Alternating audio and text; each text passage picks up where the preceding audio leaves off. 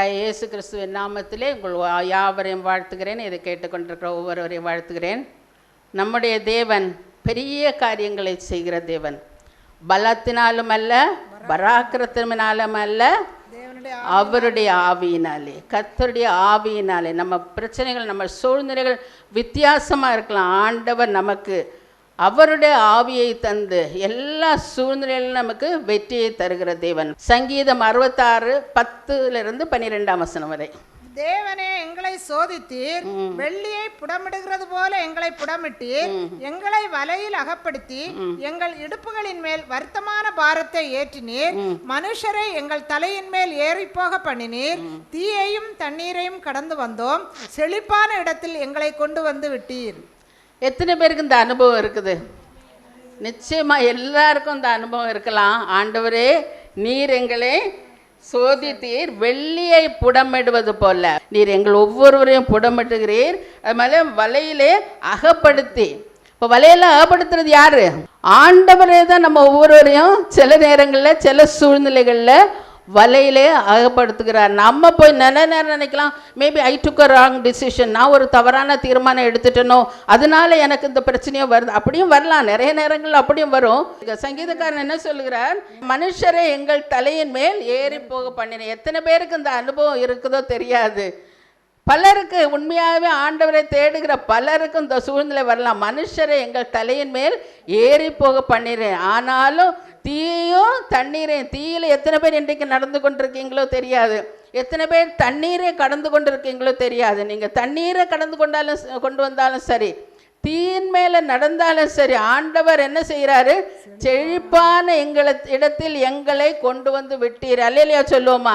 இங்கே யார் யார் என்னென்ன சூழ்நிலையில் இருக்கிறீங்களோ, ஆண்டவரே, நான் இப்படி ஒரு வருத்தமான என்னுடைய இழுப்பு பாரமான சோதனையை சுமந்து கொண்டு இருக்கிறதே என்று யார் யார் இருக்கீங்களோ, ஆண்டவர் உங்களை செழிப்பான, he will lead you to a fertile place. ஆண்டவர் உங்கள் ஒவ்வொருவரையும் செழிப்பான, உண்மையான, உலக பிரகாரமான மாத்திரமல்ல, ஆவிக்குரிய பிரகாரமாகவும் ஒரு செழிப்பான இடத்திலே நாங்கள் ஒவ்வொருவரையும் கொண்டு வந்து நிச்சயமாக விடுவார். விசுவாசிப்போம். ஆண்டவரே, என்னை நீ செழிப்பான இடத்துக்கு கொண்டு வர. ஆண்டவரே, நான் இவ்வளோ நாள் பட்ட கஷ்டம், வேதனை, இப்படி நான் என்னை அறியாமல், ஆண்டவரே, நான் ஒரு கண்ணியில் மாட்டினது போல, ட்ராப்பில் மாட்டின மாதிரி சில நேரங்களில் வலையில் நம்ம அகப்பட்டு கொள்வோம். அப்படி வலையில் அகப்பட்டு கொண்டு இருக்கிற யார் யார் இருக்கிறீங்களோ, ஆண்டவர் சொல்லுகிறார், உங்களே செழிப்பான இடத்துக்கு கொண்டு வருவேன். ஆண்டவர் செழிப்பான இடத்துக்கு நம்ம ஒவ்வொருவரையும் கொண்டு வர. என் நியாயாதிபதிகளின் புத்தகத்திலே 2ஆம் அதிகாரம் எடுப்போம். இந்த நியாயாதிபதிகளுக்கு முன்பு நம்ம பார்க்குறோம், யோசுவா இருக்கிறான். யோசுவா அழகாக மக்களை கொண்டு வந்து ஒரு கானான் தேசத்துக்கு கொண்டு வந்து நிறைய ராஜாக்களோடு யுத்தம் செய்து கானானை பண்ணுவதற்குள்ள எல்லா ஆயத்தங்களையும் செய்து முடித்தான். செய்து முடித்த பின்பு அவன் ஒரு அழகு ஃபேர்வெல் அட்ரஸ் கொடுக்குறான். எல்லாரையும் கூப்பிட்டு வச்சு அவங்களுக்கு ஆண்டவர் அவர்கள் வாழ்க்கையிலே செய்த எல்லா நன்மைகளையும் எல்லா அதிசயங்களையும் அவன் அவர்களுக்கு நினைப்பூட்டுகிறான். அவனுடைய யோசுவாவினுடைய காலத்திலே மக்கள் அந்த காரியங்கள்லாம் நினைத்து ஆண்டவருக்கு துதி செய்து ஆண்டவரை மகிமைப்படுத்தி கொண்டிருக்காங்க. ஆனால் அதற்கு பிறகு, யோசுவாவுக்கு பிறகு 2ஆம் அதிகாரம் 15ஆம் வசனம், கர்த்தர் சொல்லியபடியும் கர்த்தர் அவர்களுக்கு ஆணையிட்டிருந்தபடியும் அவர்கள் புறப்பட்டு போகிற இடமெல்லாம் கர்த்தருடைய கை தீமைக்கென்றே அவர்களுக்கு விரோதமாக இருந்தது, மிகவும் நெருக்கப்பட்டார்கள். இந்த சூழ்நிலையை நம்ம எல்லாருக்கும் தெரியும். மக்கள் எல்லாரும் மிகவும் நெருக்கப்படுறாங்க. மிகவும் நெருக்கப்படுவதற்கு காரணம் என்னவென்றால், அவர்களை நடத்தி வந்த அந்த ஆண்டவரில் அவர்கள் மறந்தார்கள். ஆண்டவருடைய கற்பனைகளை மறந்தார்கள், கட்டளைகளை மறந்தார்கள். ஆண்டவர் அவர்கள் நடத்தி வந்த எல்லா விதத்தையும் மறந்தாங்க. உண்மையாக அவர்கள் எகிப்து தேசத்திலிருந்து வெளியே வரும்போது ஆண்டவருடைய கிருபை, ஆண்டவருடைய கருணை அவர்களோடு கூட இல்லாவிட்டால் நிச்சயமாக அந்த வனாந்திரத்திலே அவர்கள் மடிந்து போயிருக்க வேண்டும், அழிந்து போயிருக்க வேண்டும். தேவன் அவர்களுக்கு தேவையான எல்லாவற்றையும் கொடுத்து, மன்னாவை கொடுத்து, எல்லாம் அவர்கள் வஸ்திரம் கூட பழையதாகாதபடி புதியதாக அவர்கள் எதிர்பார்த்த, ஆண்டவர் அவர்களுக்கு வாக்கு தந்தம் பண்ணின கானான் தேசத்திற்கு, பாலம் தேடன் ஓடுகிற கானான் தேசத்துக்கு அவர்களை கொண்டு வந்து சேர்த்தார். ஆனால் கொண்டு வந்து சேர்த்து அந்த கானான் தேசத்துள்ள நன்மைகளை அனுபவிக்கும் போது அவர்கள் பல காரியங்களை மறந்து போனாங்க. நிச்சயமாக ஆண்டவர் அவர்கள் கூட இல்லாவிட்டால் அந்த வனாந்திரத்திலே மடிந்திருக்க வேணும், அல்லது அவர்கள் எதிர்கொண்ட கானான் தேசத்தில் உள்ள ராஜாக்களோடு அவர்கள் யுத்தம் செய்த போது அந்த ராஜாக்களுடைய யுத்தத்திலே அவர்கள் மடிந்திருக்க வேண்டும். எல்லா நேரத்திலும் ஆண்டவர் அவர்களோடு இருந்து அவர்களுக்கு அதிசயங்களை செய்து அற்புதங்களை செய்து உச்சிதமான கோதுமையை கொடுத்து கண்மலையின் தேனையை கொடுத்து என்னென்ன நன்மை எதிர்பார்த்தாங்களோ கானான் தேசத்திலே அவர்களுக்கு கொடுத்த எல்லா வாக்குத்தத்தத்தையும் ஆண்டவர் நிறைவேற்றினார். அவங்க அதெல்லாம் அனுபவிச்சுக்கிட்டு இருக்காங்க.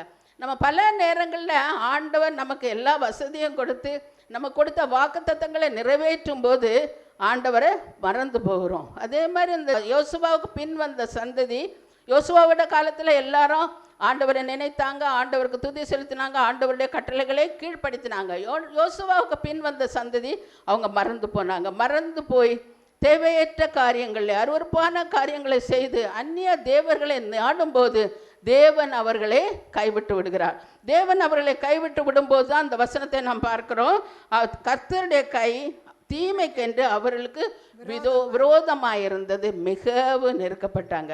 மிகவும் இஸ்ரவேல் ஜனங்கள் ஆண்டவரை மறந்தபடியினாலே, ஆண்டவருக்கு செய்ய வேண்டிய கட்டளைகளை கற்பனைகளை ஆண்டவர் செய்ய வேண்டிய கடமைகளை செய்யாதபடியினாலே மிகவும் நெருக்கப்படுகிறார்கள். அப்படி ஒரு நெருக்கப்பட்ட ஒரு சூழ்நிலையிலே, கஷ்டமான ஒரு சூழ்நிலையிலே ஆண்டவர் அவர்களை ஒரு புதிய சூழ்நிலைக்கு அவர்களை கொண்டு போகிறார். இப்படி அவர்கள் போகும்போது அந்த நேரங்களெல்லாம் ஆண்டவர் என்ன செய்கிறாங்க, உடனே ஆண்டவரை நோக்கி கூப்பிடுகிறாங்க. கூக்குரல் இடும்போது அவங்க என்னென்ன நேரத்திலெல்லாம் ஆண்டவரை நோக்கி கூப்பிடும்போதோ கூக்குரல் இடும்போதோ ஆண்டவர் அவர்களுக்கு ஒரு நியாயாதிபதி, ஒரு ரட்சகனை எழுப்புகிறார்.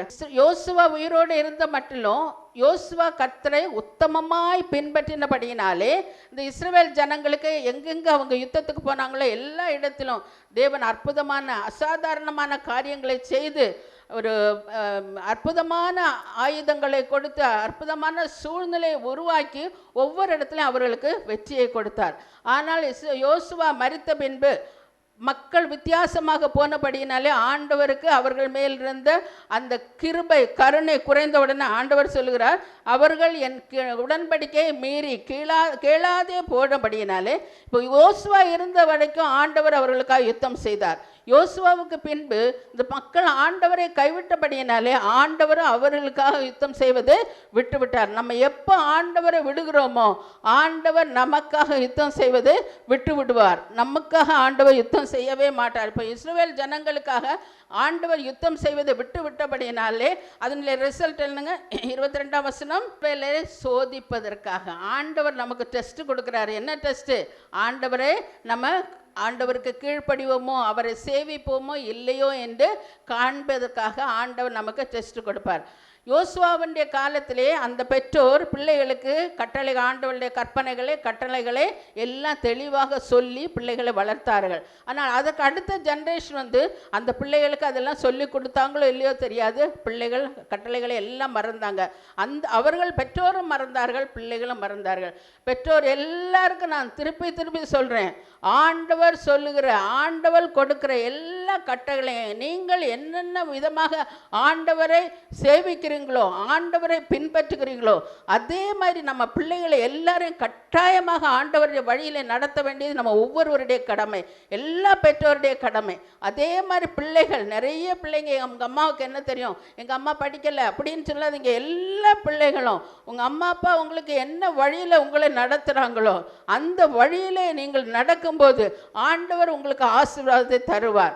அந்த வழியை விட்டு விலகி, உங்கள் பெற்றோர் உங்களுக்கு ஒரு கற்றுக் கொடுக்கிற வழியை விட்டு விலகி, அவர்கள் சொல்லி தருகிற காரியங்களை விட்டு விலகி ஆண்டவரை விட்டு நீங்கள் தூரமாக போகும்போது ஆண்டவர் உங்களை சோதனைக்கு உட்படுத்துவார். பெற்றோருடைய கடமை கட்டாயமாக வசனத்தை சொல்லிக் கொடுக்க வேண்டியது, ஆண்டவருடைய வழிகளை சொல்லிக் கொடுக்க வேண்டியது. பிள்ளைகளுடைய கடமை ஆண்டவருடைய வசனத்தை கீழ்ப்படிந்து ஆண்டவருடைய வழியிலே நடக்க வேண்டியது. அப்படி ஆண்டவருடைய வழியிலே நடக்கும்போது ஆண்டவர் நமக்கு சோதனையை கொடுத்தாலும் அதிலே நமக்கு பதிலை கொடுப்பார். 3ஆம் அதிகாரம் 1-2 வாசிங்க. கானான் தேசத்தில் நடந்த சகல யுத்தங்களையும் அறியாதிருந்த இஸ்ரவேலராகிய அனைவரையும் சோதிப்பதற்காகவும் இஸ்ரவேல் புத்திரரின் சந்ததியாரும் அதற்கு முன் யுத்தம் செய்ய அறியாதிருந்தவர்களும் அவைகளை அறியும்படி பழக்குவிப்பதற்காகவும் கர்த்தர் விட்டு வைத்த ஜாதிகள் யார் என்றால், ரெண்டு பர்பஸ். ஆண்டவர் அவங்களுக்கு எதிரிகளை வச்சிருக்காங்க. நம்ம நினைக்கலாம், ஏன் எனக்கு எதிரி பக்கத்துல இருக்கான், ஏன் எனக்கு இந்த பிரச்சனை, ஏன் எனக்கு இந்த சூழ்நிலைன்னு சொல்லி பல நேரங்களில் நம்ம நினைப்போம். ஆண்டவர் தான் அந்த எதிரியை நம்ம பக்கத்தில் வச்சிருக்கிறாரு. எதுக்கு? உங்களுக்காக. ஆண்டவர் உங்களுக்காக யுத்தம் செய்வார். ஒன்று, அதற்காக ஆண்டவரை நம்ம பற்றி படித்துக் கொள்வோமோ என்று உங்களை சோதிக்கிறதற்காக, நம்ம ஒவ்வொருவரையும் சோதிப்பதற்காக ஆண்டவர் நமக்கு வித்தியாசமான சூழ்நிலையை கொண்டு வருகிறார். நம்ம ஒவ்வொருவரையும் வித்தியாசமான சூழ்நிலையை அனுமதிக்கிறார். அது மாத்திரமல்ல, அடுத்ததுல நமக்கு பயிற்சிக்கணும். இதுக்கு முன்னால யோசுவா இருக்கும்போது, யோசுவா ஆண்டவேன்னு கூப்பிடும்போது ஒவ்வொரு சூழ்நிலையும் ஆண்டவர் அற்புதமான அசாதாரணமான சூழ்நிலையை உருவாக்கி, அல்ல கல்மழையை வர வச்சு, அல்ல தண்ணியை வர வச்சு, எதையோ ஒன்று வர வச்சு அந்த இடத்துல எல்லாவற்றையும் ஆண்டவர் அவர்களுக்கு வெற்றியை கொடுத்தார். ஸோ அவங்க they did not to fight. அவங்களுக்கு யுத்தம் செய்ய தெரியவே செய்யாது. இஸ்ரவேல் ஜனங்களுக்கு யுத்தம் செய்யவே தெரியாது. நம்மளுக்கும் பலருக்கும் ஒருவேளை யுத்தம் செய்ய பழக்கம் இல்லாதனால ஆண்டவர் உங்களை ஒவ்வொருவருக்கும் ட்ரைனிங் கொடுக்கலாம். It may be a training period for you. நீங்கள் ஒரு ட்ரைனிங் பீரியடில் இருக்கலாம், எப்படி யுத்தம் செய்யணும்னு சொல்லி கொடுக்கறதற்காக. ஆண்டவர் நம்ம பழக்க வைக்குவதற்காக, ரெண்டு காரியங்களுக்காக. ஒன்று, நீங்கள் கீழ்ப்படிவோமோ இல்லையோ என்று அறிவதற்காக. இரண்டாவது, யுத்தத்திற்கு பழக்குவதற்காக. யுத்தத்திற்கு பழக்கம் இல்லாத நம்ம ஒவ்வொரு நிறைய பேர் we are not mentally matured enough. நமக்கு வேண்டிய வளர்ச்சி, ஆவிக்குரிய வளர்ச்சி நமக்கு இல்லை. அந்த ஆவிக்குரிய வளர்ச்சியை நமக்கு தருவதற்காக ஆண்டவர் நம்மை பலவிதமான வித்தியாசமான சூழ்நிலைகளிலே கொண்டு வருவார். ஆண்டவர் அந்த சூழ்நிலையை நமக்கு ஆண்டவரே அனுபவிக்கிறார். இன்றைக்கு ஒருவேளை நீங்கள் ஒரு நெருக்கத்தில் இருக்கீங்களோ, ஒரு ட்ராப்பில் மாட்டுவதற்கு மாத்திரமல்ல, உங்களை யுத்தத்துக்கு பழக்க வைக்குவதற்காக மாத்திரமல்ல, உங்களை சோதிப்பதற்காக. நீங்கள் ஆண்டவரை நேசிப்பீர்களா இல்லையா என்று ஆண்டவர் உங்களை சோதிப்பதற்காக பல வித்தியாசமான சூழ்நிலைகளை ஆண்டவர் நம்மை ஒவ்வொருவரும் அனுபவிப்பார். ஆண்டவர் நமக்கு வேண்டிய எல்லா நன்மைகளையும் கொடுப்பார். ஆனால் நம்ம வித்தியாசமான சூழ்நிலையில் கொண்டு போகும்போது, செழிப்பான இடத்துல ஆண்டவரை விசுவாசித்து நம்பி இருக்கும்போது, செழிப்பான இடத்துல ஆண்டவர் நம்ம ஒவ்வொருவரையும் கொண்டு வருவார். அப்படி ஒரு லீடர் இல்லாத கஷ்டமான ஒரு சூழ்நிலையில் இஸ்ரவேல் ஜனங்கள் இருந்து எல்லாரும் ஆண்டவரை நோக்கி கூப்பிடும்போது ஆண்டவர் என்ன செய்கிறார்? அவர் ஆண்டவருக்கு ஏற்ற, அவர் விரும்பின, அவருக்கு கீழ்ப்படிகிற தேவ நியாயாதிபதிகளை எழுப்பினார். ஆண்களையும் பெண்களையும் எழுப்பினார். ஒவ்வொருவரும் அவர்களுடைய குணாதிசயங்களை ஆண்டவர் கண்டு ஆண்டவர் அவர்களுக்கு அவருடைய ஆவியை, முதலாவதாக ஒத்னியேல் என்ற நியாயாதிபதியை எழுப்புகிறார். அவனுக்குள் தேவனுடைய ஆவி. அதுக்கு முன்பால் 8 வருஷமாக இந்த இஸ்ரவேல் ஜனங்கள் கஷ்டப்படுறாங்க.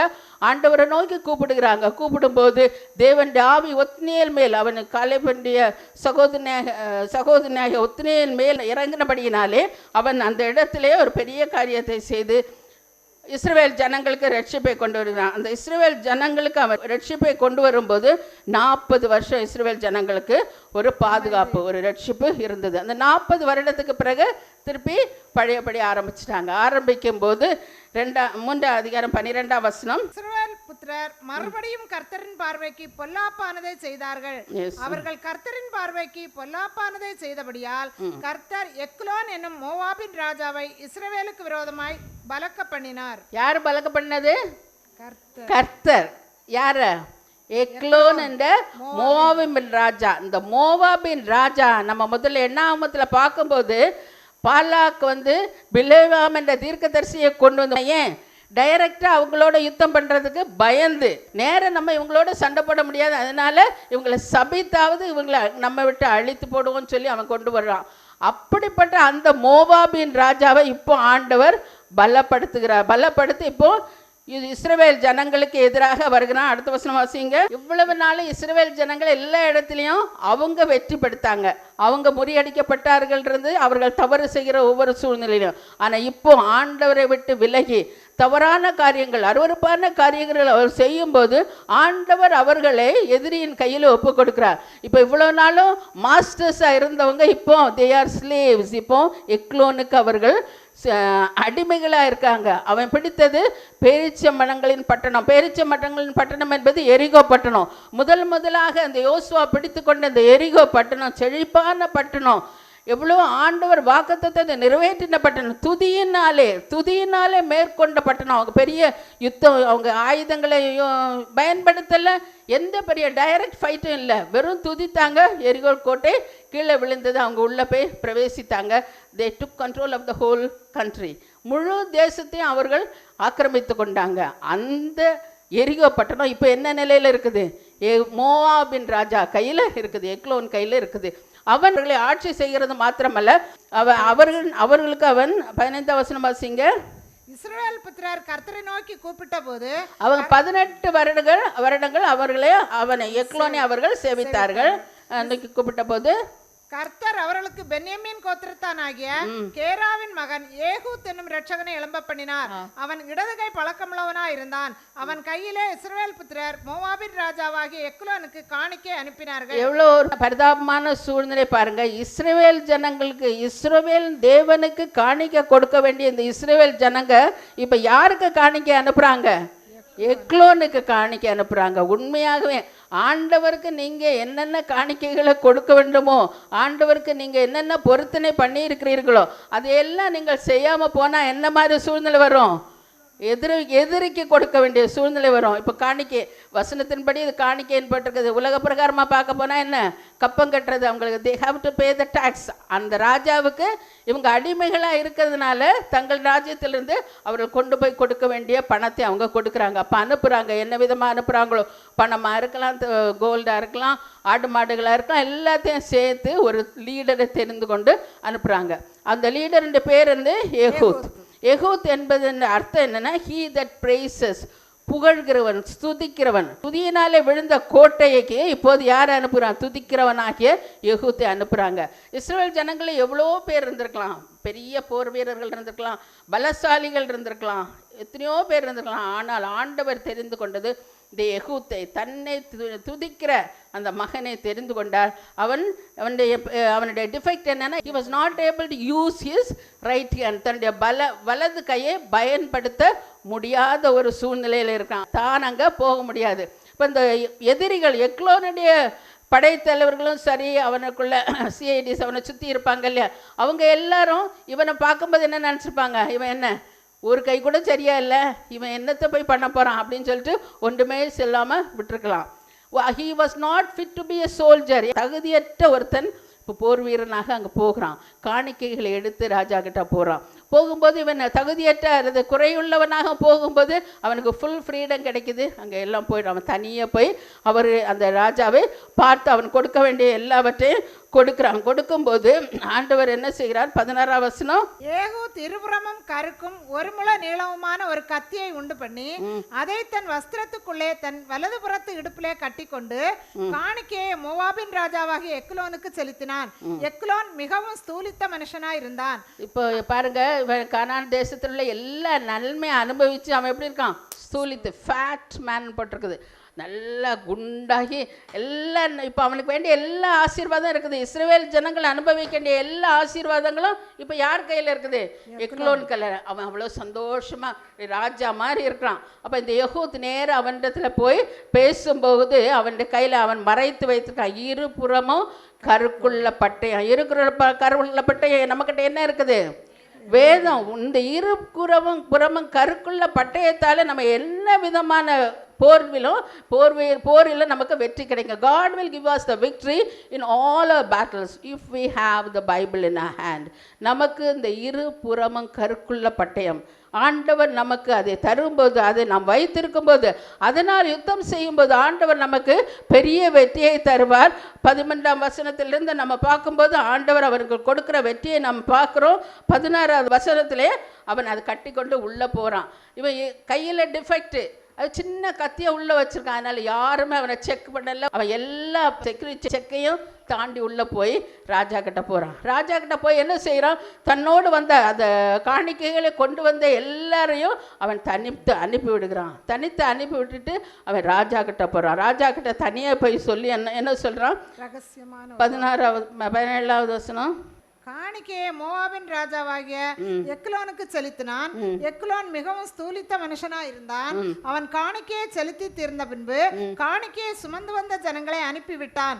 அவனோ கில்காலில் உள்ள சிலைகள் இருக்கும் இடத்திலிருந்து திரும்பி வந்து, ராஜாவே, உம்மிடத்தில் சொல்ல வேண்டிய ரகசியமான ஒரு வார்த்தை உண்டு என்றான். அதற்கு அவன் பொறு என்றான். அப்பொழுது அவனிடத்தில் நின்ற யாவரும் அவனை விட்டு வெளியே போய்விட்டார்கள். பாருங்க, கில்காலில் உள்ள சிலைகள் உள்ள இடம். எவ்வளவு பரிதாபமான சூழ்நிலைக்கு இந்த இஸ்ரவேல் ஜனங்க வர்றாங்க. கில்காலில் என்ன நடக்குது? அவர்கள் நிந்தை புரட்டப்படுகிறது. யோசுவாவும் அந்த தலைவர்களும் கல்லை கொண்டு வந்து, யோர்தானிலிருந்து கல்லை கொண்டு வந்து மெமோரியாக ஞாபகமாக அங்கே வைக்கிறாங்க. அந்த ஞாபக கல்லாக வைக்க வேண்டிய அந்த இடத்துல இப்போ என்ன இருக்குது? சிலைகள். என்ன ஒரு பரிதாபம்! இன்றைக்கும் மனுஷன் ஈஸியாக தவறுகிற காரியம் என்னன்னா, அந்நிய தேவர்களை எடுகிறது. இந்த இஸ்ரவேல் ஜனங்க ஆண்டவருடைய அற்புதங்களை எல்லாவற்றையும் அறிந்தவங்க, அவர் செய்த எல்லா நன்மைகளையும் அனுபவித்தவங்க. இப்போ ஆண்டவருடைய ஞாபகார்த்த கல் இருக்க வேண்டிய இடத்துல என்ன வைத்திருக்காங்க? சிலைகளை வைத்திருக்காங்க. பரிதாபமான சூழ்நிலை. இஸ்ரவேல் ஜனங்கள் அவ்வளோ ஒரு டிகிரேடட், அவ்வளோ மோசமான ஒரு சூழ்நிலைக்கு வந்து தள்ளப்படுறாங்க. அப்படி இருக்கும்போது இப்போ எனிமி ராஜா, எதிராளியான ராஜாவிடத்துல அவன் வர்றான், தனியாக வர்றான். Just imagine his courage. அவனுடைய தைரியத்தை யோசித்து பாருங்க. தனியாக வர்றான், அவனுக்கு பலன் கிடையாது, ஒரு கை அவனால் பயன்படுத்த முடியாது.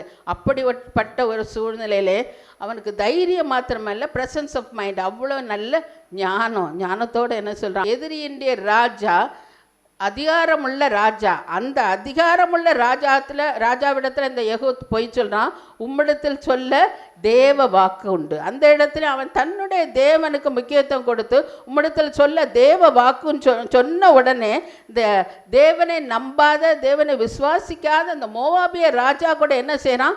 இருந்த இடத்தை விட்டு எழும்பி நிற்கிறான்.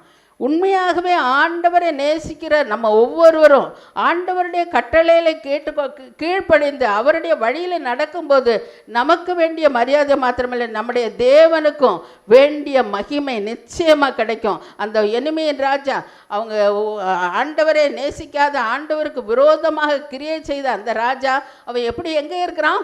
குளிர்ச்சியான அறையில். அந்த காலத்தில் ஏசி இந்த மாதிரி வசதிகள்லாம் கிடையாது. அதனால் இந்த ராஜாக்கள்லாம் குளிர்ச்சியான அறைன்னு சொல்லி ஒரு ரூமை வச்சுக்கிறாங்க, கூல் ரூம். அப்படி ஒரு ஸ்பெஷல் ரூமில் அந்த ராஜா இருக்கான். இந்த ஸ்பெஷல் ரூமில் அவன் தனியாக இருந்தபடியினாலே உடனே ஏகூத் தன் இடது கையை நீட்டி தன் வலது புறத்து இடுப்பிலே கட்டியிருந்த கத்தியை உருவி அதை அவன் வயிற்றுக்குள் பாய்ச்சினான்.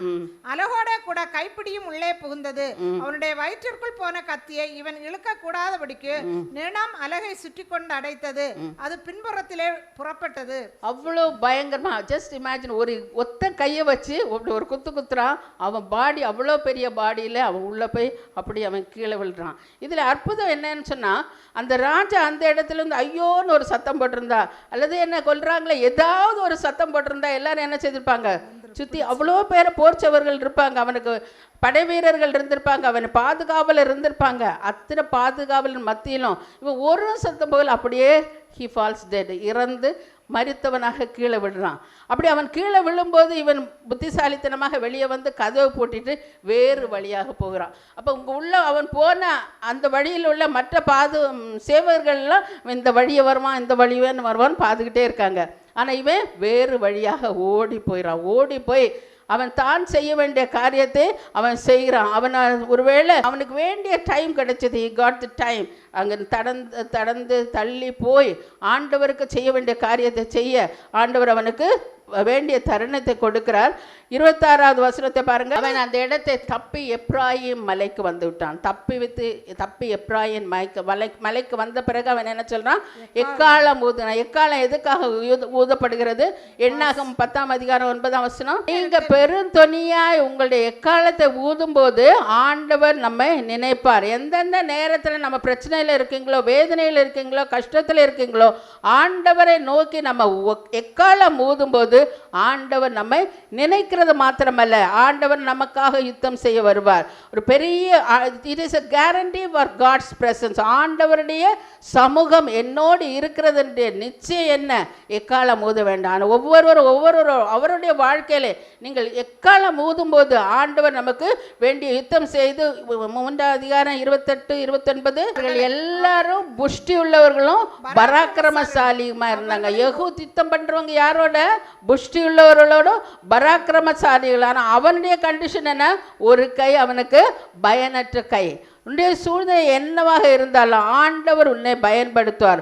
உனக்கென்று ஆண்டவர் வைத்திருக்கிற யுத்தம் உனக்கு உண்டு. நீர் அந்த யுத்தத்தை செய்வதற்கு முன்பதாக முதல்ல செய்ய வேண்டியது என்ன? எக்காலம் ஊத வேண்டாம். ஆண்டவரை நோக்கி ஆண்டவரே ஆண்டவரே என்னை கூப்பிடும்போது அதற்கு முன்பாக 18 வருடங்கள் அவங்க அடிமையாக அந்நிய ராஜாவுக்கு கீழாக எக்லோலின் கீழாக இருக்கிறாங்க. இப்போ தேவன் அவர்களுக்கு முழு விடுதலையும் கொடுத்து 30வது வசனம் 80 வருஷம் அமைதலாக இருந்தது. 80 வருஷத்துக்கு முன்பாக அவர்கள் கூக்குரலிட்டு ஆண்டவர்கள் நோக்கி கூப்பிட்டு கதறி கொண்டிருக்கிறாங்க. இப்போ யெகூத் வந்து எக்லோனின் மேல் போராடி வெற்றி பெற்றதுனாலே இப்போ 80 வருஷம். மற்ற எல்லா நியாயாதிபதிகளின் காலத்திலும் there was peace for 40 years. ஆனால் யெகூத்துடைய காலத்தில் எத்தனை வருஷம் விடுதலை? 80 வருடம் அவனுக்கு ஒரு அமைதியான சூழ்நிலை உருவாக்கி கொடுக்குறான். இன்றைக்கி எத்தனை பேர் சூழ்நிலை என்ன விதமான சூழ்நிலையில் இருக்கீங்களோ? நீங்கள் நினைக்கலாம் I am having only one hand, I have this defect, இந்த குறை இருக்கிறது அந்த குறை இருக்குன்னு எத்தனையோ பேர் நினைக்கலாம். எத்தனை பேர் ஆண்டவரை பார்த்து கேட்கலாம், ஆண்டவரே எனக்கு இந்த குறை இருக்குது, நீர் என்னை கூப்பிட்டால் நான் என்னால் செய்ய முடியாதுன்னு சொல்லி நினைக்கலாம். ஆனால் ஆண்டவர் சொல்றார், நீ தான் எனக்கு வேண்டும். உன்னுடைய குறையோடு நீ வரும்போது நான் உன்னை பயன்படுத்த முடியும். ஆண்டவர் பயன்படுத்துகிறது நம்முடைய குறையை பார்த்து அல்ல, நம்முடைய சூழ்நிலையை பார்த்து அல்ல, நம்முடைய மனப்பான்மை. இந்த யெகூத் எப்படிப்பட்டவனாக இருந்தான்? He was a man of praise. அவன் ஆண்டவரை துதிக்கிறவனாக இருந்தபடியினாலே ஆண்டவர் எல்லா சூழ்நிலையிலும் அவனை தெரிந்தெடுத்து அவனை பயன்படுத்தி இஸ்ரவேல் ஜனங்களுக்கு ஒரு வெற்றியை கொடுத்தது மாத்திரமல்ல, 80 வருடங்கள் அமைதியாக ஆண்டவர் அவர்கள் சேவிக்க ஆண்டவர் உதவி செய்தார். ஆண்டவருடைய பிள்ளைகளை நம்ம ஒவ்வொருடைய வாழ்க்கையிலும் என்னென்ன போராட்டங்கள் இருக்கிறதோ, என்னென்ன கஷ்டங்கள் இருக்கிறதோ, நாம் ஜெயிக்க வேண்டிய சூழ்நிலையில் எவ்வளவு இருந்தாலும் ஆண்டவரிடத்தில் உங்களுடைய எக்காலத்தை ஊதுங்க. ஆண்டவரிடத்தில் இந்த இருபுறமும் கருக்குள்ள பட்டயத்தை வைத்துக்கொள்ளும். அதுதான் நம்மளுடைய ஆயுதம். அந்த ஆயுதத்தோடு ஆண்டவர்கிட்ட போவோம். ஆண்டவர் நம்ம ஒவ்வொருவருக்கும் நிச்சயமான வெற்றியை தருவார். யார் யார் இன்றைக்கு சோதனைகளை பார்த்து கொண்டிருக்கிறீங்களோ, ஃபேஸ் பண்ணியிருக்கீங்களோ, ஆண்டவர் he is going to give you victory. He is a god of victory. நம்ம ஒவ்வொருவருக்கும் ஜெயத்தை கொடுக்குறோம். எல்லாரும் விசுவாசிங்க.